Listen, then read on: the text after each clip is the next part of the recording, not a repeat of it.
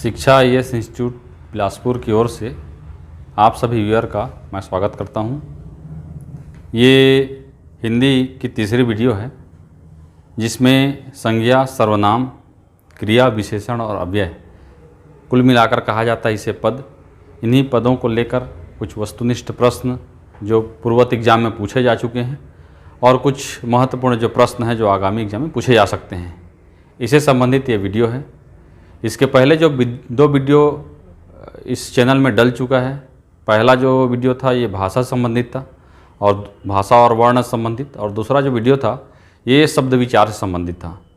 तो वहाँ पर आप लोग की दिलचस्पी देखने को मिली, तो उसी पर ये जो है आपका ये तीसरा वीडियो बनाया गया है। चलिए स्टार्ट करते हैं।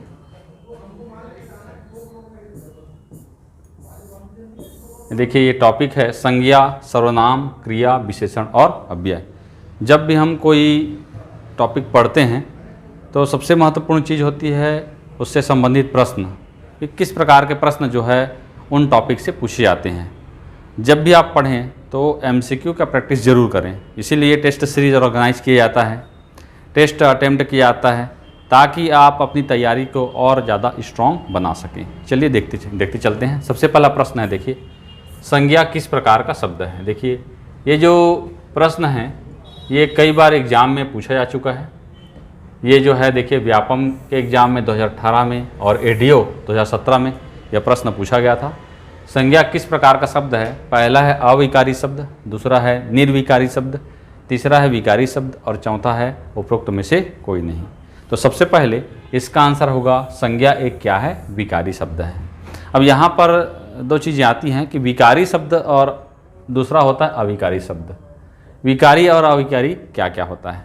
तो देखिए कोई भी शब्द में परिवर्तन ये जो है लिंग, वचन और पुरुष के नाम से होता है।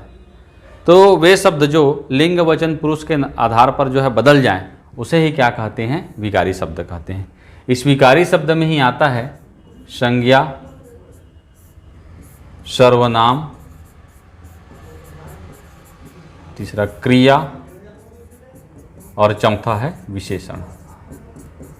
ये जो चार पद हैं, ठीक है, इसे ही क्या कहा जाता है, विकारी शब्द कहा जाता है। और अविकारी शब्द में ये आता है कौन सा, आपका अव्यय। तो याद रखिएगा, मान लीजिए विकारी शब्द कितने हैं बोलेंगे तो चार हैं। और किस आधार पर परिवर्तित होता है, तो पहला है आपका आधार क्या है, लिंग है, दूसरा है वचन, तीसरा है पुरुष और चौथा है काल। क्लियर है, याद रखिएगा। तो पहला क्वेश्चन है, कई बार आया है, याद रखिएगा। चलिए अगला क्वेश्चन देखते हैं, प्रश्न क्रमांक 2। भूखमरी शब्द है। देखिए भूखमरी, भूख से मरने की जो अवस्था है उसे ही क्या कहते हैं, भूखमरी कहा जाता है। तो संज्ञा में दोस्तों याद रखिएगा, ये जो है व्यापम 2016 में प्रश्न आया था। और सबसे इम्पॉर्टेंट अगर संज्ञा में कोई चीज़ है तो वह है भाववाचक संज्ञा, ठीक है। तो भूखमरी ये जो शब्द है ये किसका उदाहरण है बोलेंगे तो भाववाचक संज्ञा का। जहाँ पर फीलिंग हो, ऐसी चीज़ें जिसे प्रत्यक्ष आँखों से देखा नहीं जा सकता, जिसे महसूस किया जा सकता है बस, न तो स्पर्श किया जा सकता है। ये जो फीलिंग्स होते हैं जैसे मानवता, जैसे सुंदरता, जैसे ममता, जैसे क्रोध, जैसे लोभ, ये सारे चीज़ क्या हैं, ये भावनाएं हैं। तो भावनाओं वाली जो चीज़ें हैं वही क्या होते हैं, भाववाचक संज्ञा होते हैं। तो याद रखिएगा भूख से मरने की जो भाव है उसे ही क्या कहते हैं, भूखमरी कहते हैं, ठीक है। व्यापम के एग्जाम में आया तो 2016 का प्रश्न है। अगला प्रश्न तीसरा, कुशल का भाववाचक संज्ञा होगा, ठीक है। अब देखिए पहला है कुशलता, दूसरा है कौशल, तीसरा है कौशलता और चौथा है ए और बी दोनों। तो जब भी ए और बी दोनों उपरोक्त में से सभी या इनमें से कोई नहीं, जब भी इस प्रकार के प्रश्न आए तो आपको ध्यान देना है दोस्तों, थोड़ा सा आपको विशेष तौर पर इसको ध्यान देके बनाना है। तो कुशल का भाववाचक संज्ञा पूछा है दोस्तों, क्या होता है, कुशलता पहला, और दूसरा कौशल भी होता है, याद रखिएगा। कभी कभी वाक्य अशुद्धि में भी इस ऑप्शन को दे सकता है कौशलता। तो कुशल होने का भाव ही क्या होता है, कौशल होता है। ठीक है, तो आंसर क्या होगा, ए और बी दोनों। कुशल का कुशलता या कौशल। ठीक, व्यापम में आया था दोस्तों, देखिए 2018 में, और दूसरा 2017 एडीओ में। एडीओ भी हाईलाइटेड है, हॉस्टल वार्डन भी हाईलाइटेड है। तो आपको तैयारी मजबूत रखना है। देखिए हॉस्टल वार्डन में हिंदी से 10 प्रश्न आएंगे पहला, और एडीओ में दोस्तों 30 प्रश्न, बहुत ही महत्वपूर्ण पोर्शन है। इसके अलावा एसआई मेंस में तो पूरा एक पेपर लैंग्वेज का है, जहाँ पर 125 अंक ये जो हैं आपके मान के चलिए हिंदी से रहेंगे, जहाँ पर वस्तुनिष्ठ और लिखित दोनों प्रकार के प्रश्नों को लेकर प्रश्न आते हैं। दूसरा चीज़ एक मैं आपको बताना चाहूँगा कि हमारी संस्था में एसआई मेंस का जो टेस्ट सीरीज है वो प्रारंभ हो चुका है। बहुत ही कम फीस पर हम यह जो फैसिलिटी है, इसमें सभी सब्जेक्ट का, तीनों पेपर का ये टेस्ट सीरीज है। तो अगर आप एसआई मेंस की तैयारी कर रहे हैं तो आप सभी का हमारी संस्था में स्वागत है। इस टेस्ट सीरीज को अटेंड करें और अपना भावी जो भविष्य है उसको उज्ज्वल बनाएं। Thank you. चलिए देखते हैं अगला प्रश्न, चौथा। नेताजी ने देश के लिए अपना बलिदान दिया, उपरोक्त वाक्य में संज्ञा का कौन सा भेद है। देखिए संज्ञा जो है 5 प्रकार के होते हैं, आपको पता होगा। व्यक्तिवाचक संज्ञा, जातिवाचक संज्ञा, भाववाचक संज्ञा, समूहवाचक संज्ञा और पदार्थवाचक संज्ञा। अब अधिकतर जो है कन्फ्यूजन जातिवाचक, पदार्थवाचक और समूहवाचक में रहता है। और ऐसा क्यों कि जातिवाचक से ही पदार्थवाचक और समूहवाचक बना हुआ है। तो यहाँ पर देखिए नेताजी, ये जो शब्द यहाँ पर इस वाक्य में नेताजी क्या है, ये संज्ञा है। और ये नेताजी जो है एक ही व्यक्ति का बोध करा रहा है, उसे कहते हैं कौन, सुभाष चंद्र बोस। क्या है ये, सुभाष चंद्र बोस। तो यहाँ पर नेता कहेंगे तो जातिवाचक होगा सिर्फ, लेकिन नेताजी यहाँ पर इस वाक्य में नेताजी कहने का मतलब डायरेक्ट किसके बारे में बोला जा रहा है, सुभाष चंद्र बोस के बारे में बोला जा रहा है। तो यहाँ पर जातिवाचक का प्रयोग किस प्रकार से हुआ है बोलेंगे तो व्यक्तिवाचक के रूप में हुआ, याद रखिएगा। कभी कभी क्या होता है, व्यक्तिवाचक का जातिवाचक के रूप में और जातिवाचक का व्यक्तिवाचक के रूप में प्रयोग होता है। तो उसी पर आधारित ये प्रश्न है, याद रखिएगा। इस प्रकार के प्रश्न कभी आ सकते हैं, इंपॉर्टेंट है। ठीक है, चलिए अगला 5वां। निजवाचक सर्वनाम का प्रयोग नीचे किस वाक्य में हुआ है। एडीओ 2017 में आया था प्रश्न। पहला है अपनों से क्या छिपाना, दूसरा है भगवान मुझे अपना ले, तीसरा है मैं आप ही चला आता, और चौथा है उपरोक्त सभी। जब भी उपरोक्त सभी आए फिर बोलूँगा दोस्तों, विशेष तौर पर इस प्रकार के क्वेश्चन को ध्यान में देना है, नहीं तो आप बनाएंगे और प्रश्न गलत बनेंगे, आपके नंबर कट जाएंगे। और सर्वनाम में सबसे इम्पॉर्टेंट जो है वह होता है निजवाचक सर्वनाम। तो यहाँ पर अपनों से क्या छिपाना, देखिए आप ये ऐसा शब्द है जो एक तो जो है आपका पुरुषवाचक में भी प्रयोग किया जाता है, सर्वनाम के जो 6 प्रकार हैं, और दूसरा निजवाचक के रूप में प्रयोग किया जाता है। तो जब इस आप का प्रयोग कर्ता स्वयं के लिए करे तब वह होता है निजवाचक, और जब आदर्शसूचक शब्द के रूप में इसका प्रयोग किया जाता है तब वह होता है पुरुषवाचक सर्वनाम। तो यहां पर निजवाचक में क्या है, मैं, ये जो मैं है ये खुद के लिए इस आप का प्रयोग किया, क्या कि मैं आप ही चला आता। ठीक है, तो सही आंसर होगा सी, ये निजवाचक सर्वनाम का क्या है, उदाहरण है। चलिए अगला 6वां प्रश्न। दिए गए वाक्य में रेखांकित भाग में किस प्रकार का सर्वनाम है, ज्ञात कीजिए। अब देखिए ये जो है आपके एग्जाम में आया हुआ था प्रश्न, CSPHCL इस एग्जाम में आया था और 2019 लेटेस्ट है, याद रखिएगा।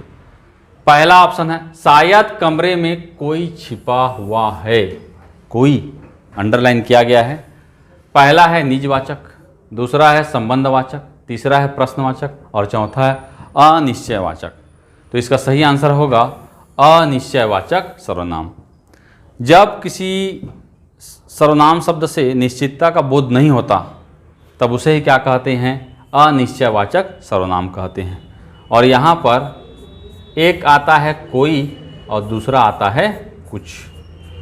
कोई जो है ये व्यक्ति के लिए प्रयोग किया जाता है और कुछ जो है ये वस्तुओं के लिए प्रयोग किया जाता है, याद रखिएगा। तो यहाँ पर शायद कमरे में कोई छिपा हुआ था, ये कोई जो है यहाँ पर ये व्यक्ति के लिए प्रयोग किया गया है, तो ये क्या होगा, आपका अनिश्चयवाचक सर्वनाम होगा। ठीक है, चलिए अगला प्रश्न, निम्नलिखित में से कौन सा अनिश्चयवाचक सर्वनाम नहीं है। ठीक है, तो ये देखिए व्यापम के एग्जाम में आया 18 का प्रश्न है और एडीओ के एग्जाम में आया 2017 का प्रश्न है। जैसा कि मैंने बताया अनिश्चयवाचक सर्वनाम में कोई और कुछ इन्हीं का प्रयोग किया जाता है। तो देखिए इसमें किया गया है, इसमें किया गया है, इसमें किया गया है, जो और वह इसमें नहीं किया गया है। तो जो है ये संबंध बोधक में प्रयोग किया जाता है और यह और वह ये जो है निश्चय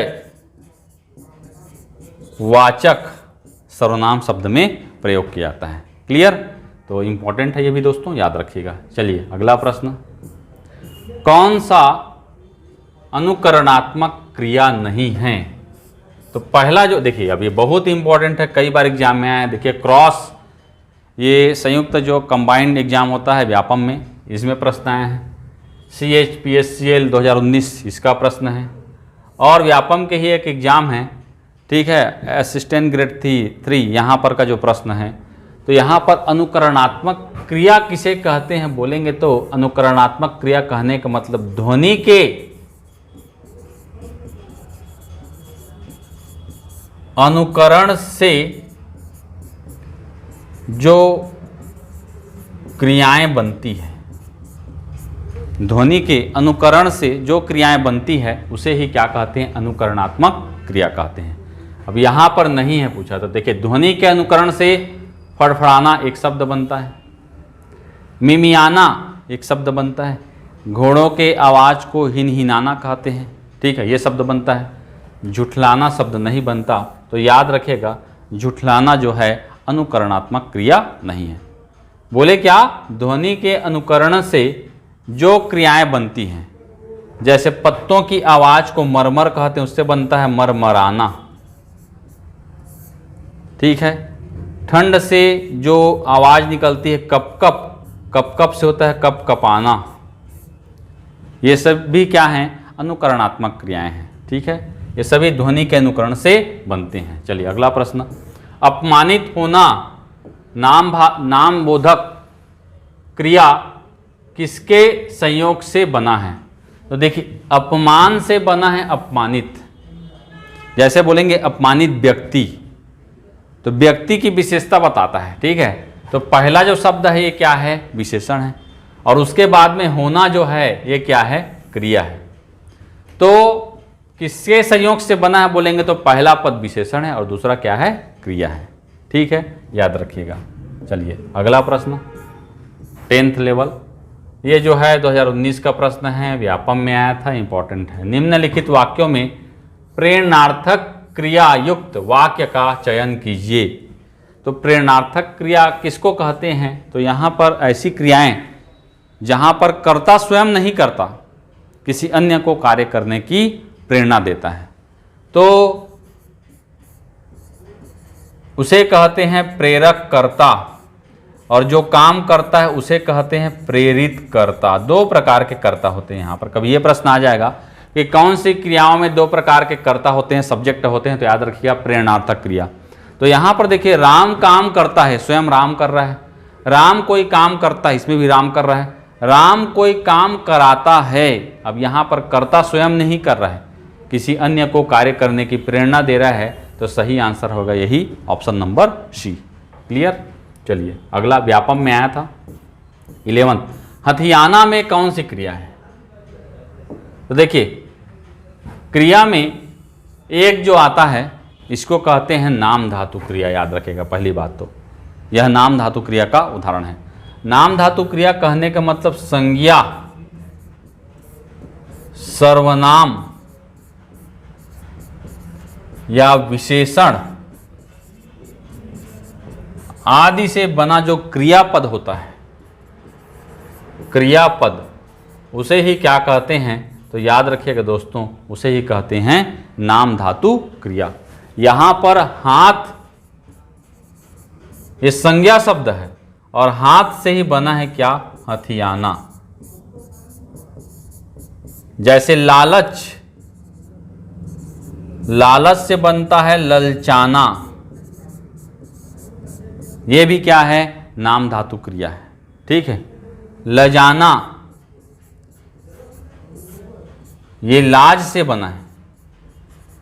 शर्म, शर्म से बना है शर्माना, सभी क्या हैं? नाम धातु क्रिया का उदाहरण है। अपना, ये सर्वनाम है, इससे बना है अपनाना, ये भी क्या है? नाम धातु क्रिया का उदाहरण है। ठीक है। तो नाम धातु क्रिया बहुत इंपॉर्टेंट है। ठीक है। प्रश्न आता है यहां से, याद रखिएगा। अगला प्रश्न 11, काला घोड़ा शब्द में काला संज्ञा की व्याप्ति को क्या करता है? देखिए व्यापम 2018 का प्रश्न है। कई प्रश्न ऐसे होते हैं जो समझ ही नहीं आते, जबकि हमको पता रहता है। तो सबसे पहला होता है व्याप्ति, मतलब होता है विस्तार। ठीक है। संज्ञा के विस्तार को ये जो काला शब्द है ये क्या करता है? तो याद रखिएगा, मर्यादित करता है, सीमित करता है। ठीक है। जैसे घोड़ा कहेंगे तो बहुत सारे घोड़े आ जाएंगे, लेकिन जब हम काला घोड़ा कहेंगे तो हमारे जो चीज़ें हैं वो सीमित हो जाएगी, मर्यादित हो जाएगी। ठीक है। तो ये जो काला शब्द है घोड़ा में, यही क्या कर रहा है? इस विस्तार को क्या कर रहा है दोस्तों? मर्यादित कर रहा है। व्यापम का प्रश्न है, आ चुका है। ऐसे प्रश्न भी आते हैं। देखिए, और ये कामता प्रसाद गुरु इस प्रकार के जो ऑथेंटिक बुक है वहाँ पर दिया हुआ था। ठीक है। तो इम्पॉर्टेंट है। चलिए अगला प्रश्न, विशेषण और विशेष्य के योग से कौन सा समास बनता है? देखिए विशेषण और विशेष्य, देखिए तो ये जो है यहाँ पर ये आया हुआ था व्यापम में 2016। तत्पुरुष द्वंद्व, तीसरा है कर्मधारय और चौथा है दिगु। तो याद रखिएगा ये कर्मधारय समास में, ठीक है, विशेष्य और विशेषण का प्रयोग होता है। जैसे हम बोलते हैं कर्मधारय समास में, जब मैं बताऊंगा नील कमल, नील कमल, तो नील क्या है? ये विशेषण शब्द है दोस्तों, और कमल क्या है? ये विशेष्य शब्द है। तो विशेष्य और विशेषण दोनों के योग से कौन सा समास बनता है बोलेंगे तो कर्मधारय समास बनता है। चलिए अगला प्रश्न, प्रयोग की दृष्टि से विशेषण के कितने प्रकार होते हैं? देखिए अब यहाँ पर प्रयोग की दृष्टि से, तो प्रयोग की दृष्टि से विशेषण के दो प्रकार होते हैं। पहले को कहते हैं विशेष्य विशेषण,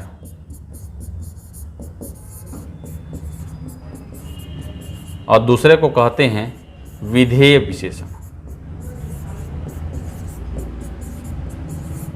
ठीक है। तो इसके कितने प्रकार हैं दोस्तों? दो प्रकार हैं, याद रखिएगा। ठीक है।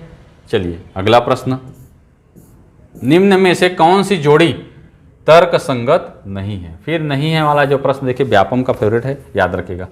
तो यहाँ पर देखिए जो दो प्रश्न हैं, यहाँ पर आलस्य का आलसी, तो एक शब्द जो है ये विशेष्य है और एक शब्द क्या है? विशेषण है।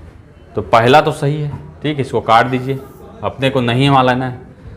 दूसरा है पूजा का पूजनीय, कभी कभी पूज्यनीय देता है, तो ये भी सही है, इसको काट देना है। पिता का पैतृक, ये भी सही है, इसको भी काट देना है। प्रमाण का प्रामाणिक, देखिए प्रामाणिक नहीं होता दोस्तों, याद रखिएगा, प्रमाण का विशेषण होता है प्रामाणिक। क्लियर? कभी ये भी आएगा कि प्रमाण का विशेषण रूप क्या है, तो याद रखिएगा प्रामाणिक होता है, प्रामाणिक नहीं होता। इंपॉर्टेंट है, याद रखिएगा। ठीक है। अगला प्रश्न, भले और महान लोग उचित और संयमित व्यवहार करते हैं, उक्त वाक्य में कितने विशेषण और विशेष्य हैं? तो देखिए विशेषण पहला तो है भला आदमी, एक विशेषण ये है। महान आदमी दूसरा विशेषण ये है। तीसरा जो विशेषण है उचित, और चौथा जो है विशेषण संयमित। तो पहला जो बोला गया विशेषण कितने हैं? तो 4 हैं। देखिए ये तो नहीं है 4, इसमें हो सकता है, ये भी नहीं, ये दोनों हो सकता है। अब वो कौन सा होगा? तो ये बोला है दूसरा विशेष्य कितने हैं। तो देखिए विशेष्य जो है पहला है लोग और दूसरा है व्यवहार। तो अब यहाँ पर ये भी ऑप्शन कट हो जाएगा, आंसर होगा डी, 4 विशेषण हैं और 2 क्या है, विशेष्य है। क्लियर?